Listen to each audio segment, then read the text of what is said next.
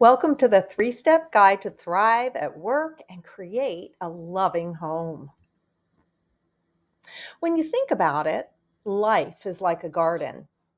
When it's unattended, drought, and a tangle of weeds, it just can't thrive. So for years, I pushed to do it perfectly, or the shadow side of perfectionism, not even trying, or procrastination, or non competing.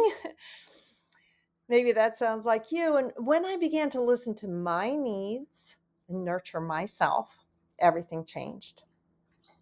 Maybe you're like I was and you don't even know what you want. However, you know what doesn't feel right. That's where I was. And after a while, I began to notice a shift in my home. Laughter was in the hallways again, spontaneous hugs I loved. There was joy. And that is what I want for you, if that sounds good to you. And that's why I put together these 3 simple steps. Now, you're going to notice that I'm not going to read my slides because you can. So feel free to pause or take a screenshot when you need to. You and I have been given what our mothers and grandmothers have carried forever, those old patterns. And then we pile on expectation, self-judgment. It's so common to feel you're either going to explode or implode. Either is disastrous. First, though, we need to clear the weeds to make room for those beautiful flowers that you want by releasing the old familiar ways of doing things. Begin to be curious about how can it be different? And even if you don't know, just that you know it would be nice to have peace in your home.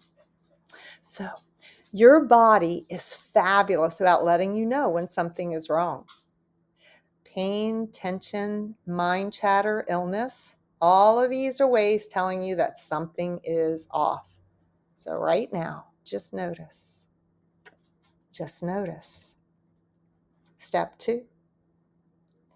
Now that you've laid the foundation by clearing what isn't working, it's time to check in more deeply with yourself.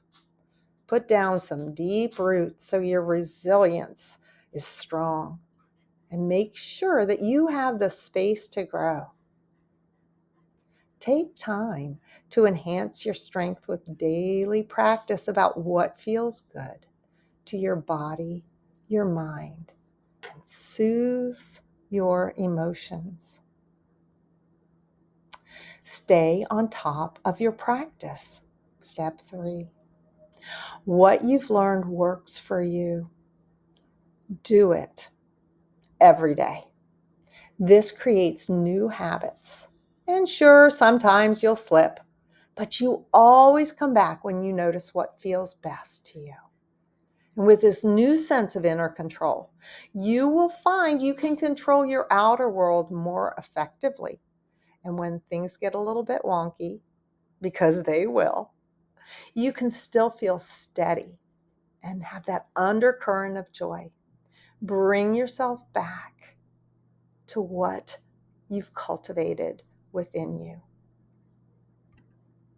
So, if what you heard here hits home, maybe you feel it in your body.